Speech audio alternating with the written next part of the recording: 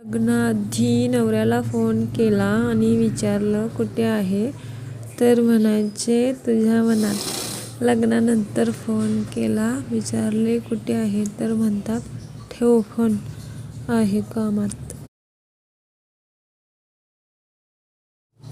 खात पीत राहा, वजनाची मुळीच चिंता करू नका.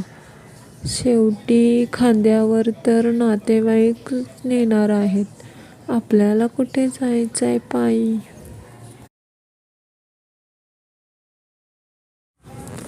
कॉलेजमधल्या मैत्रिणीचा डीपी झूम करून बघत होतो, तेवढ्यात पाठीमागून बायकोचा आवाज आला, राहू द्या, याच्यापेक्षा जास्त जवळ नाही येणार ती. एक बच्चा अपनी माँ से मम्मी मुझे कहानी सुनाओ ना. मम्मी, बेटा मुझे तो कोई कहानी याद नहीं. अभी तुम्हारे पापा घर आएंगे तब मैं पूछूंगी इतने लेट कैसे हुए. तब देखना वो कितनी कहानियाँ सुनाते हैं.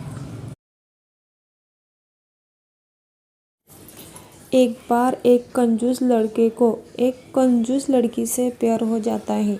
लड़की, जब पापा घर पर नहीं होंगे तो मैं तुम्हारे खिड़की में सिक्का फेंकूंगी. तुम आवाज़ सुनकर तुरंत अंदर आ जाना. लेकिन लड़का फेंकने के बाद 1 घंटे बाद आया.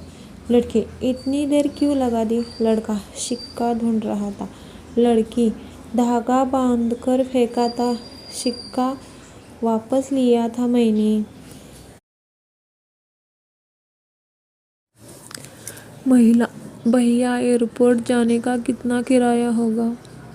ऑटो वाला, 500 रुपये होगा मैडम. महिला, अगर मेरे पति भी साथ आए तो कितना किराया लगेगा. ऑटो वाला, तभी 500 रुपये होगा मैडम.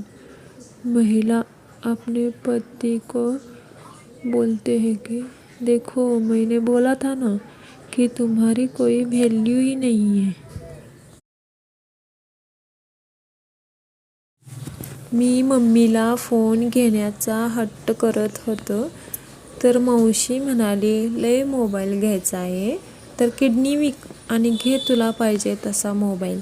आता माझ्याकडे 2 मोबाईल आहेत, पण मावशीच नाही.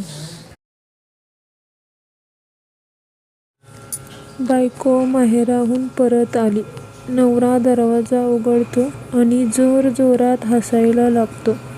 बायको विचारते, असे का हसताय. नवरा म्हणतो, कोणीतरी सांगितले आहे की संकटाचा सामना हसत हसत करा.